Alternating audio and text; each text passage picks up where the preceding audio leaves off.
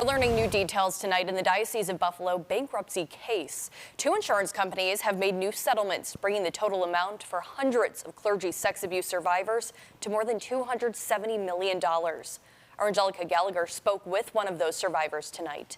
Angelica? Marley, this is one of the largest sexual abuse settlements in United States Catholic Church history, involving more than 800 survivors.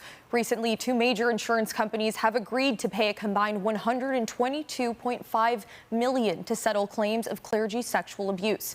And while this isn't the end of a long battle, those impacted say this is a huge step in the right direction. When this happened to us, and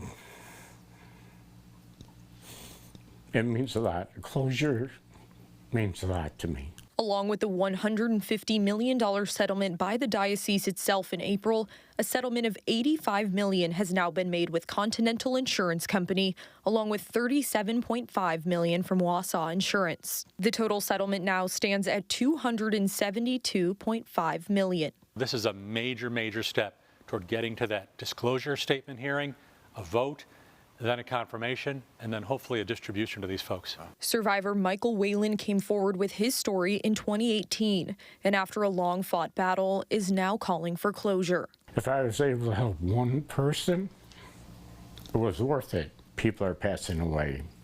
People won't be able to see this justice or an end to this. So I'm hoping that other survivors will see this and hear me, at least, and, you know, since I was the one who stepped forward in the beginning, realize that it's finally, you know, time to call it and, you know, accept what we can. Whalen's attorney, Steve Boyd, is part of the firm representing 385 survivors in Buffalo. There are two very significant insurers left, and then there's a ton of really small insurers who may have had a parish for 1 year, or two parishes for 1 year, or the diocese for a short period of time.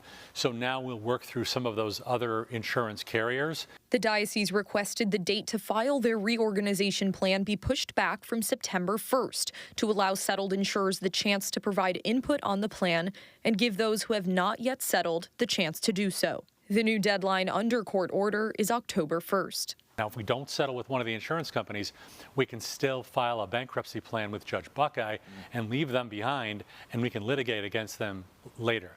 So there's pressure on everyone to try to settle, and pressure is what brings about settlements. Mary Pruski with Save Our Buffalo Churches says they're happy for the survivors following new settlement news and will pray for continued healing. I know a lot of survivors will say that it's not enough, and we'll never get enough for, you know, what happened to us. I just want it to settle down and be done with.